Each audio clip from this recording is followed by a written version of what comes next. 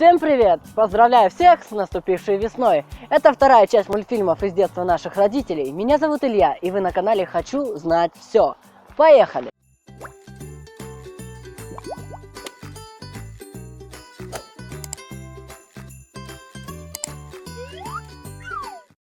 Как львенок и черепаха пели песню.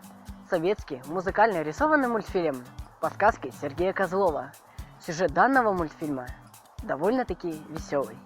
Однажды во время прогулки маленький львенок по имени Рмяу услышал замечательную песенку и подружился с большой черепахой, которая ее сочинила. Сначала они вместе спели эту песенку несколько раз в различных вариациях, потому что львенок не понимал, как можно петь песню лежа, и черепаха поправляла его, когда он пел «сижу» вместо «лежу».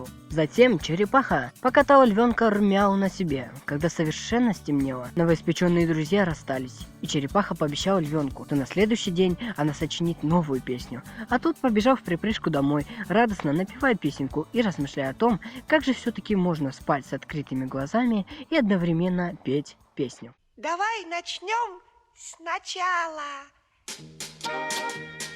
И раз. Я на солнышке лежу, я на солнышко гляжу, все лежу и лежу, и на солнышко гляжу.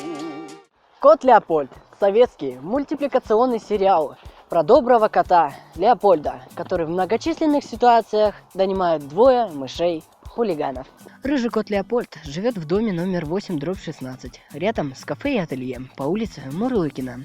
Изображается он как типичный интеллигент, не курит, не пьет, не повышает голоса. При этом в первых 3 сериях Леопольд все-таки предварительно проучивал мышей. Двое мышей-хулиганов, которым претит интеллигентный и безобидный Леопольд.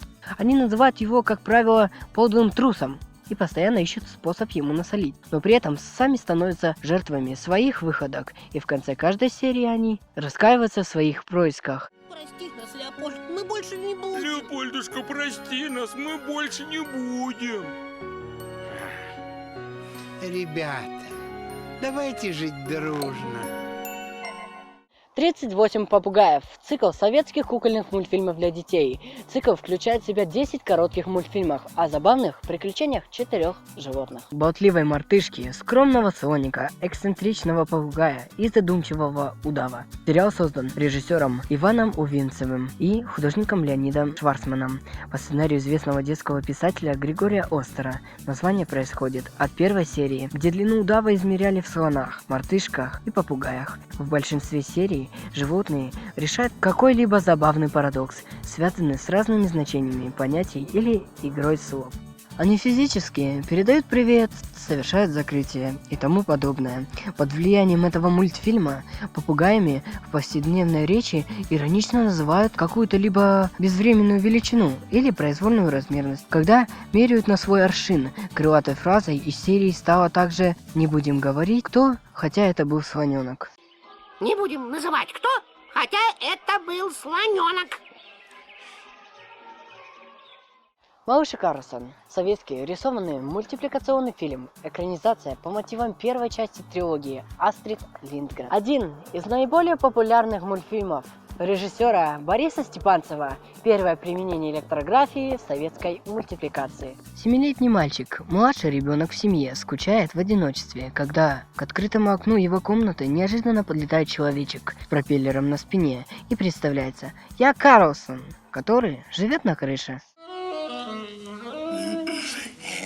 А мы тут, знаете, все плюшками балуемся. Попугай Кеша или Приключения блудного попугая. Российский советский мультипликационный сериал, созданный режиссером Валентином Караваевым и сценаристом Александром Курлянским в 1984 году.